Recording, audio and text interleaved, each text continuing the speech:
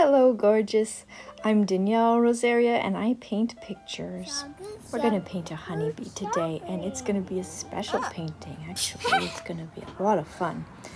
This video is coming out on day 6 of my 30-day challenge, and we're going to paint with red Malabar spinach berries. This is the red Malabar spinach growing in my garden.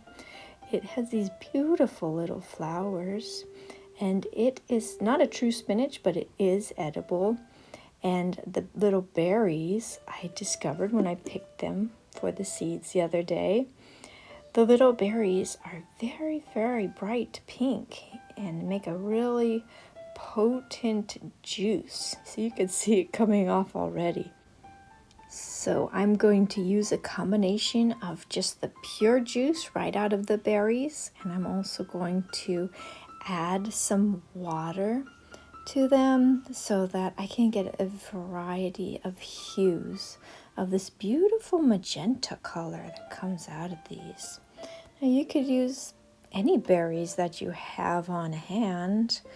I have raspberries, blueberries, blackberries. They all make their own special hue of pink or red or blue. And I was thinking about this, if we want to be on a budget or cut back on our art expenses, it doesn't have to stop us from creating. We could create using paints from nature, and it just gives a whole new character to our creations. And one of my favorite authors, G.K. Chesterton, says it's the romance of thrift, because abundance isn't romantic. It's just, we just get everything and satiate desires, and that's just not romantic. The romance of thrift is like Robinson Crusoe stuck on a little island. What could he create with what's there? And I think that creating your own paints is, in that sense, romantic. So here I am mixing it in water. Look at that magenta color you could see in that little shot glass there. So I'm adding that to the shapes that I already have. Very light wash of pink, and this will be very dimensional. And so as I was doing this, I thought, oh, this is perfect for putting a nice little honeybee here. Honeybees are who we have to thank for the pollination of our gardens. So any berries that we have are probably due to the pollination of these little honeybees. So it's kind of a thank you note to our little garden friends here. Now I'm going to save the extra paint in this little recycled bottle here. I didn't add any preservatives of any kind, so I'm going to use this within a week to make sure that it stays good.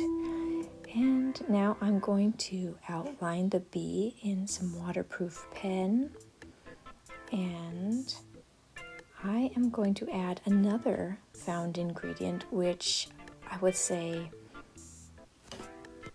is a must-have in many households. Coffee, black coffee, which I drink every morning to get going. So here I am adding that nice brown coffee to the bee, and it's so lovely because it's actually a very accurate color for the honeybee, and it's a little bit translucent, and it mixed with the Malabar spinach very nicely. So these are natural watercolors that you can create at home. I've seen some really, really beautiful things done with just coffee. So here's the result of our experimenting with made and found paints. I think it turned out really well, and there are so many possibilities here. I think next Saturday I'm going to try using some turmeric as well. And the turmeric is very, very bright yellow. It's an herb that we use in our soup every day, so I think I will use some of that Saturdays are fun days to try new things. There's my honeybee I have saved in resin, so I always have a honeybee on hand in case I want to draw one. And here you go. This is a honeybee painted with Malabar and spinach and coffee. Thank you so much for joining me on this little painting adventure, and I hope that you will join me again tomorrow. We're going to paint some scripture rocks because tomorrow is Sunday, and I will be continuing on this 30-day challenge. Thank you so much for watching, and may God bless you.